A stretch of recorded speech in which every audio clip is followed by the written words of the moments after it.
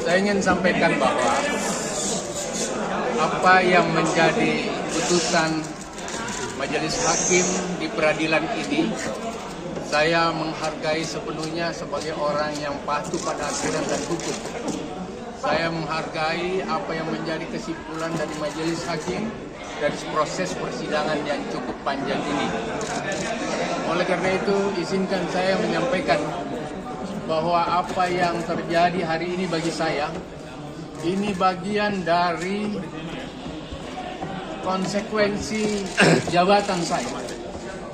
Ini adalah tanggung jawab kepemimpinan saya yang selama 3-4 tahun ini memimpin pertanian di dalam rangka memenuhi kebutuhan pangan nasional, di dalam rangka memenuhi ketersediaan pangan, di dalam rangka melaksanakan keterjangkauan pangan Indonesia dalam kondisi COVID.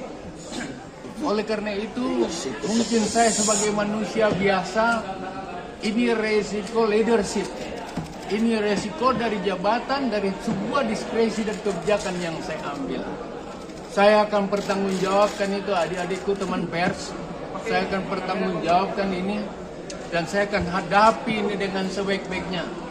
Izinkan saya menyampaikan terima kasih saya pada Jokowi Widodo selaku Presiden yang menunjuk saya sebagai menteri mengambil kebijakan-kebijakan, dan pada saat itu harga pun dapat dikendalikan seluruh Indonesia. Saya sampaikan terima kasih Pak Jokowi memberi saya kesempatan sebagai menteri. Apapun akibat dari sebuah kebijakan, ini resiko jabatan bagi saya. Saya mendapatkan hukuman 10 tahun ditambah dengan 2 tahun, bukan persoalan yang sedikit. Tetapi saya merasa bangga pada saat saya menjadi menteri, 71 penghargaan nasional diantaranya diterima oleh Presiden, penghargaan PBB melalui International Rice Research Institute, IRI, dan 71 lainnya. Yang kedua ingin saya sampaikan, selama ini saya tidak terlalu asik di lapangan, saya tidak mengontrol hal-hal yang kecil. Mungkin itu bagian dari kesalahan saya. Tapi Apip, menurut undang-undang yang selalu menjadi payung bagi pejabat untuk melindungi pejabat, itu belum dilakukan. Undang-Undang Nomor 30 2014. Aku tidak pernah mendapat temuan Apip.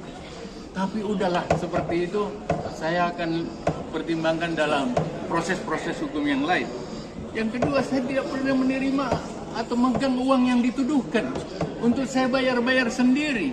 Uang ini orang lain yang bayar kan berproses sesuai SOP yang ada. Saya ingin sampaikan bahwa di masa COVID, ketersediaan pangan dengan harga pangan yang terkendali sekarang ini, termasuk ekspor saya naik 3 kali dari 200 menjadi 600 triliun. Kontribusi pertanian di atas 2.400 triliun. Dan saya bersoal dengan 44 miliar yang saya tidak pernah pegang sama sekali. Dan inilah resiko jabatan yang saya maksudkan. Kementan penyumbang terbesar. Terakhir anak-anakku sekalian, terima kasih banyak. Kali ini kutip dengan baik apa yang saya sampaikan. Terima kasih Pak Surya Paloh yang selalu mengajarkan saya terhadap masalah kebangsaan. Maafkan saya kalau tentu sebagai manusia ada yang keliru. Tetapi Surya Paloh sangat konsisten dengan partai untuk mengatakan bela rakyat, bela bangsa. Kalau saya harus terpenjara atas nama itu semua, saya minta maaf pada seluruh jajaran dan juga maaf saya kepada keluarga saya. Maaf saya kepada semua orang Bugis, Makassar, Mandar, dan Toraja yang selama ini banyak memberikan support sama saya. Saya ingatkan, ini bukan proyek, ini bukan rekomendasi dan izin impor yang ratusan triliun. Kalau saya mau korupsi, ini bukan. Yang ditarik adalah skincare, yang ditarik adalah pembelian parfum dan lain-lain. Maafkan saya adikku, mohon tertib karena kita berproses hukum.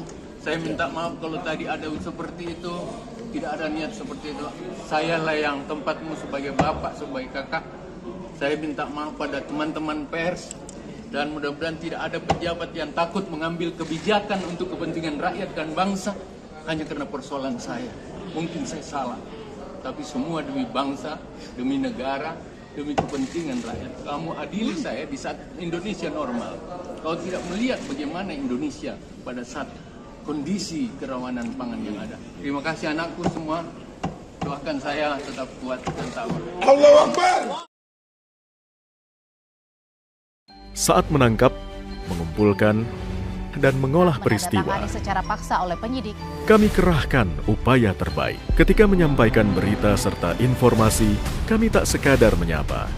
Ada referensi, aspirasi, juga inspirasi yang menjadi misi.